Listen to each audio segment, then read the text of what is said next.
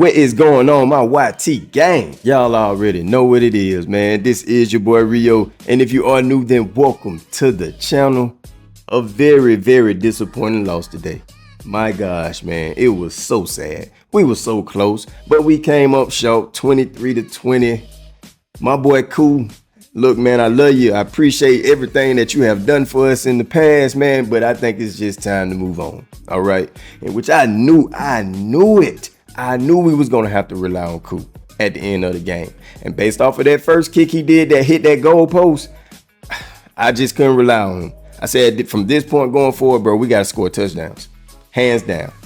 But we're going to get into this video, man. We're going to get into it. But before we get into this video, make sure you guys like and subscribe to the channel. We're trying to get to 3.8. So if y'all can help me out with that, I gladly appreciate it. And make sure y'all get down in the comments and let me know how y'all feel about this game today. All my Falcons fans, man, get with me. Let me know how you feeling.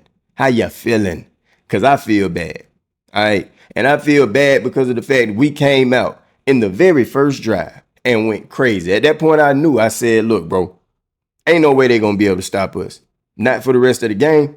I mean, the very first drive, we only had 3 plays for 65 yards in under 2 minutes. Man, that was a great start. It was a great start. And I said a long time ago in my previous video, if the Falcons find a way to put Bajan out there on that island to where a linebacker got to defend him, it's going to be trouble all game long. And they did it. The very first drive, they did it. And my boy went down to the house for 56 yards. And we just went away from it. We went completely away from it. Now, we do know that when it comes to him being in the backfield, everybody is studying to stop Bajan. Everybody is. He's the best player on our offense, hands down. So we all know when it comes to every single defense, their main focus is going to be on how to stop Bajan. And you look at some of them plays that we were doing, that 1 4th down play. And I'm like, why would you? First of all, it's 4th and 1. All right. Now I love Bajan to death, but they are focused on Bajan. Do a play action. If you got him in that backfield, they're expecting to run. They're expecting it. So do a play action and dump it off real quick. Or if you want to run the ball, then go ahead and put my boy Algier in. Come on, man. When it came to the coordinator on some plays, bro, I just did not understand it. All right.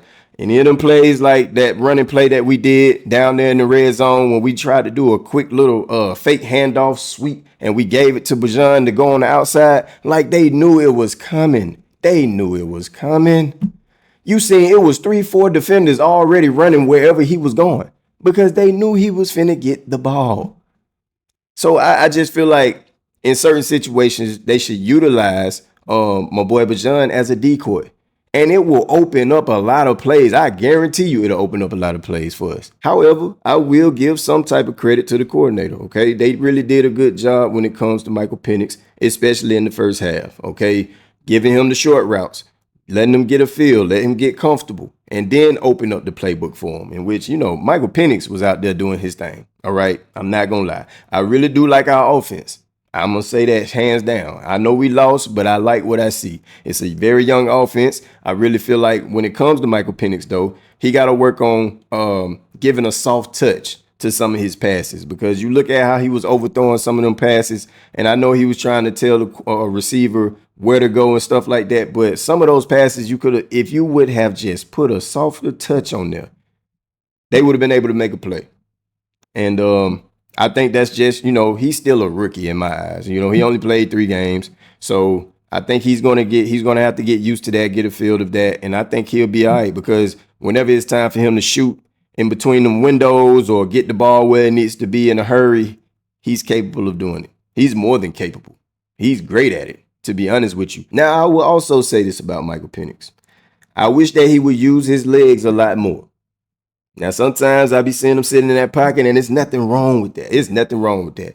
But if you don't see nothing within a couple of seconds, get up out of there. Because I know for sure that he had a couple of plays he could have ran the ball and easily got a first down. I know for sure.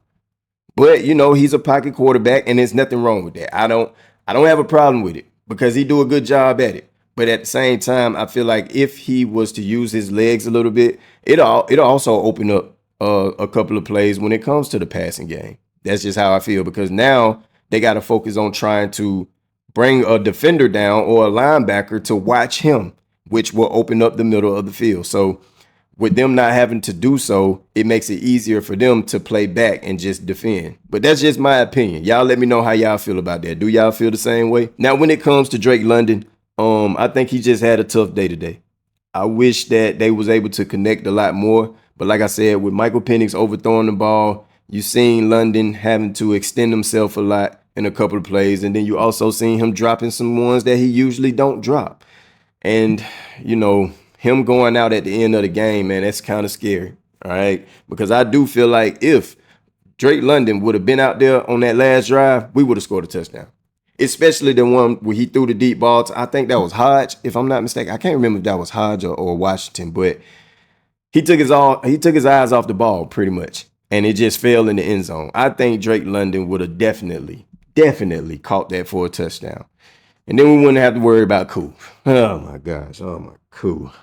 Jesus. But besides that, you know, it was a good game. I say it was a good game. I like what I saw in the offense. I'm not mad at it. I wish we would have came out with the win. I do feel like if we would have went to overtime, we probably would have came out with the win, but it is what it is at this point. Now, to the defense, I will say they are a lot better than what they were last year.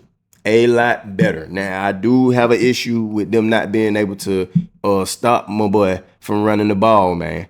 They got to find a way to get to this quarterback, okay? They were putting a lot of pressure on my boy Mayfield, but at the same time, they wasn't able to get him as often. Now, they got like 1 or 2 sacks. I think they got 1 or 2 sacks, maybe 1. But when they get him in that backfield, man, they got to find a way to bring him down. And then they got to find a way to just keep him in that pocket, man. You know, but he's shifty, man. I get it. He's shifty. These young players, though, they look good. I want to say we got 2 sacks today, but I think it was really 1. The pressure was really on, though. I give them credit for the pressure they were putting on them. They just had to figure. It's just, I wish they would have got him a lot more, because he was able to wiggle up out of there sometimes. And, you know, I feel like in certain instances, they just got to find a way to contain him, right? Keep him in that pocket, not allow him to be able to, you know, maneuver and get outside to the sideline. That's just me. But all in all, you know, I do like the defense. I like what I saw. I wish they would have came down with a couple of those interceptions, because it was a couple of times where they had the ball right in their hands, but they just couldn't catch it. But all in all, man, like I said, they doing good. But y'all let me know how y'all feel about this situation, man. Should we just go ahead and get rid of KOO?